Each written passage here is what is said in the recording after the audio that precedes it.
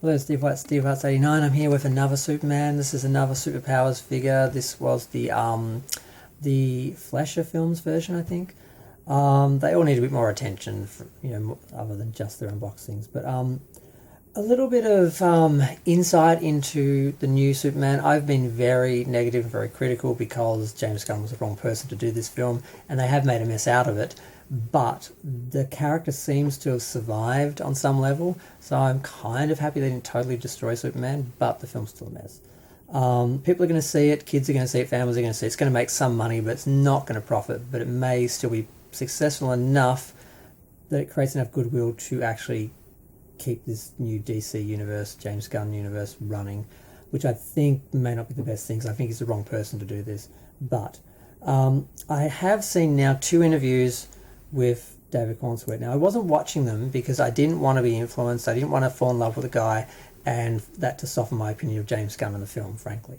But I did stumble across him on The View, and he was very nice there, and Whoopi had a lot of good things to say about his kindness and the character, that she was expecting him to behave like all the other people, and she forgot that he was good and kind, and it really made her look at herself and go, how cynical and dark have I become that I expect everyone to be the same, and forgot that Superman was this, better person, this higher being, this hopeful, loving, sort of gentle sort of being, with all this power.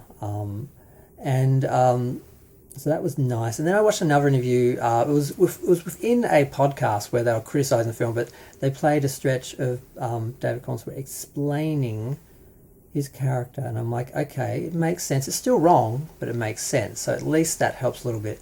When Clark, and apparently Clark is only in one scene in the film. I'm like, is that true? Where he's arguing with Lois, and some of the other scenes where he's very emotional and maybe irrational and immature, and loses his temper and isn't sort of that Superman that we know. What he was saying is those are his private moments.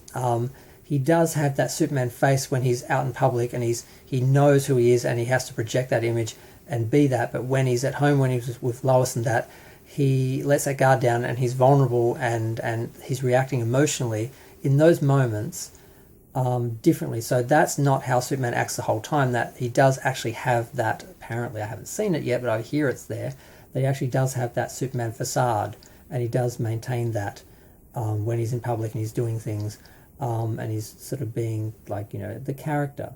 Whereas when he's being himself, he's different. He is more immature and vulnerable, and that, which I don't have a problem with, because a lot of people, a lot of the maggots and a lot of the chuds are attacking this Superman for not being alpha, because he is vulnerable and he asks for help and support and things like that, which is good. You should do those things. And being a man and being masculine is not just about being belligerent and closed and hard and like, I know a lot of very sick men out there who really, really damage themselves by believing they're very much this one thing, and they can't be vulnerable, and there isn't strength in vulnerability and asking for help, and awareness and self-conscious. All these things, a lot of very sad, misogynistic men who see these traits as female, and because they hate women, they can't see that in themselves. All these issues, they're not really reflected in this film or in this character. In the film, for other people, like Lex, apparently. A lot of people don't like Lex because he's a one-dimensional, like cyberbully psycho. He could have been sort of really chilling and sociopathic is what I'm sort of hearing, whereas this is more, he's like this immature, like tech bro. So a lot of people aren't liking his portrayal. But Superman, it does explain why he acts a certain way with Lois, and the idea that he has sort of like this inner sort of self that isn't sort of sorted, that he keeps hidden while he's sort of putting on the Superman face, makes me feel a bit better about the idea that that's not the Superman that everyone sees. They're not seeing this irrational. I mean, there is the video that Lex managed to catch him to make him look bad, but that's sort of not who he is all the time. So that makes me feel a little bit better about the character.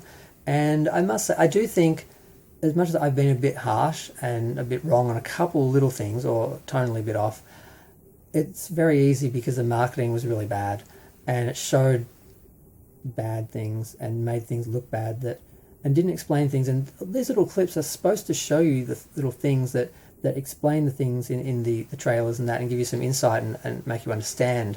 And they just made things look worse.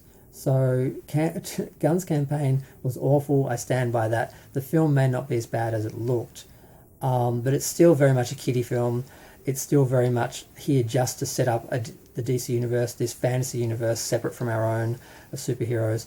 And it does, you know, the film does suffer from that, and Superman and his story does suffer from that because there's so many other elements that they're focusing on and bringing attention to, but not enough. So you're left wondering about these other characters rather than focusing on Superman. And there's a whole bunch of criticisms.